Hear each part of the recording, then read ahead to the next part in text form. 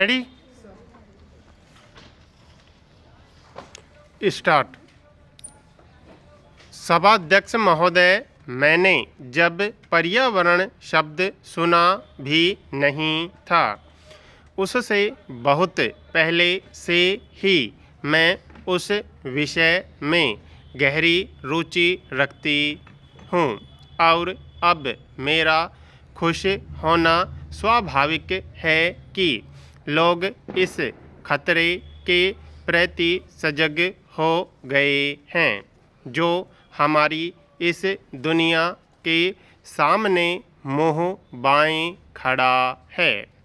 मुझे मालूम है कि ऐसे श्रोता वर्ग के सामने मैं बोल रही हूँ जो विचारों की दृष्टि से बदला हुआ है और मैं बहुत सी बातें कहूँगी जो आप अच्छी तरह जानते हैं, मगर ये और बड़े श्रोता वर्ग के सामने आनी चाहिए।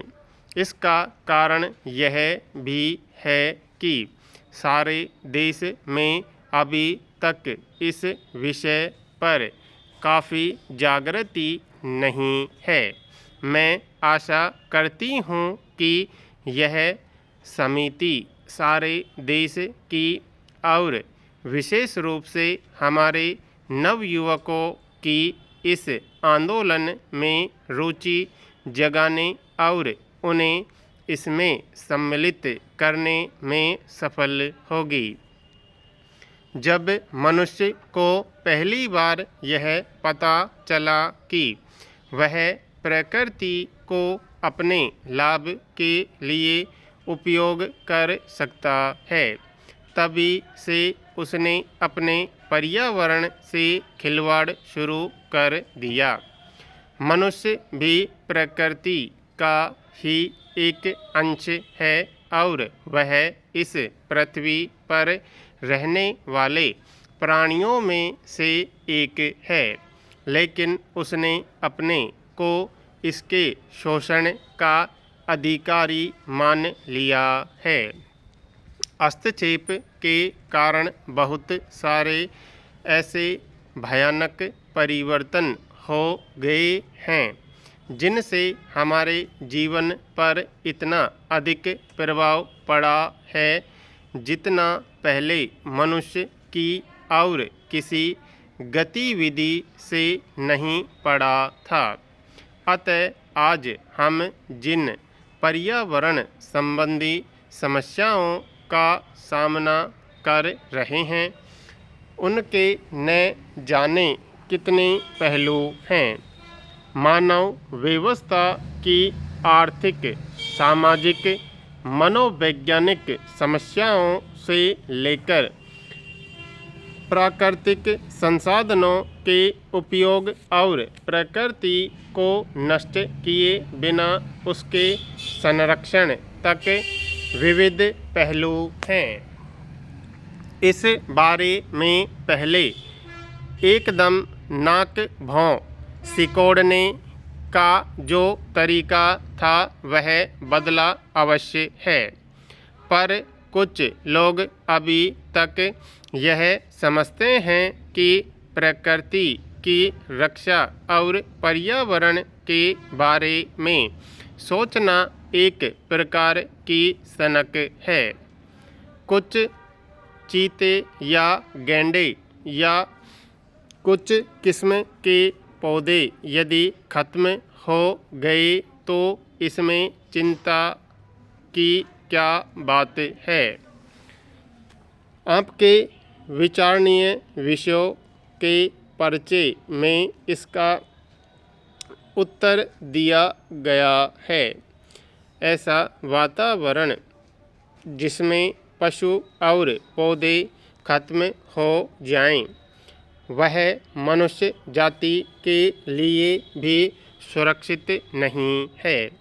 इसके अलावा यह भी यही मनोवृत्ति है जो मनुष्य की एक जाति को भी दूसरी जाति से श्रेष्ठ मानती है।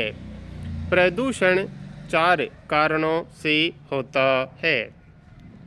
सभाध्यक्ष महोदय, वर्तमान प्राकृतिक परिस्थितियां, जनसंख्या, उत्पादन व उपयोग का स्तर और प्रौद्योगिकी का स्तर व उपयोग उद्योग बहुल देशों की पर्यावरण संबंधी समस्याएं पूर्ववर्ती दुरुपयोग का परिणाम हैं। दूसरी तरफ विकासशील देशों की ये समस्याएं मुख्यतः इस पर निर्भर करती हैं कि वहाँ मशीनों का उपयोग या दुरुपयोग किस पर किया जा रहा है।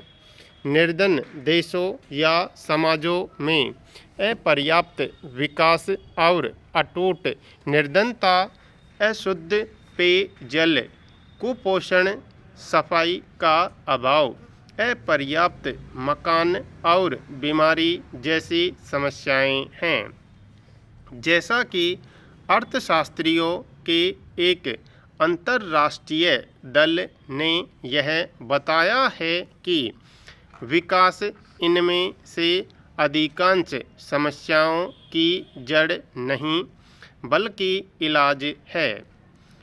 निर्धन देश आयोजित विकास को अपने उन्नत जीवन का साधन न माने, यह हो नहीं सकता। इस प्रकार के आयोजन में विकास के लक्ष्यों के बार बार आंकने की व्यवस्था रहनी चाहिए और लक्ष्य हैं निश्चित रूप से सामाजिक और मानवीय आवश्यकताएं जैसे कि स्वास्थ्य, मकान, साफ जल, वायु तथा सुंदर प्राकृतिक वातावरण को जुटाना। हमें एक ही आयाम के इस मापदंड को छोड़ देना चाहिए कि सकल राष्ट्रीय उत्पादन की वृद्धि ही विकास है। हमारा बल संपूर्ण मानव जीवन की गुणात्मक उन्नति पर होना चाहिए, न कि अर्थव्यवस्था के विभिन्न अंगों की परिणात्मक वृद्धि पर।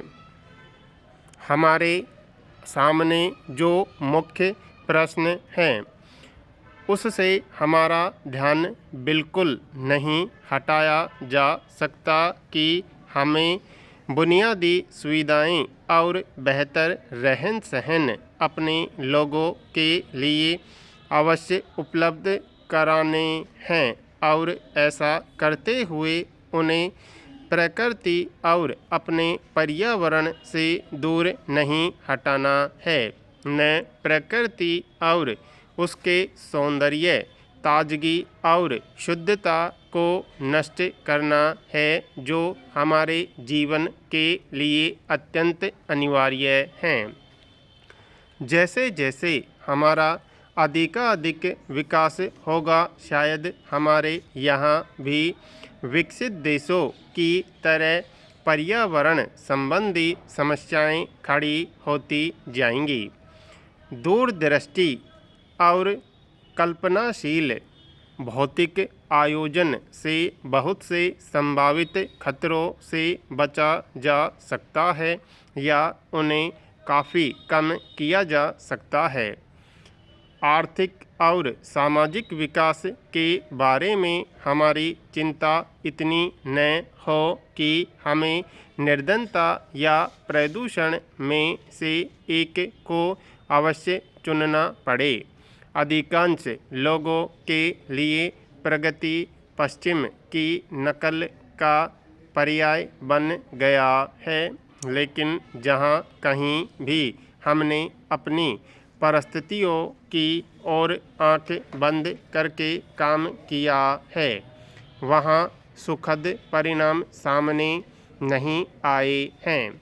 अब हम इस बात पर गंभीरता से विचार करें कि आखिर हम किस प्रकार की प्रगति की आशा करते हैं।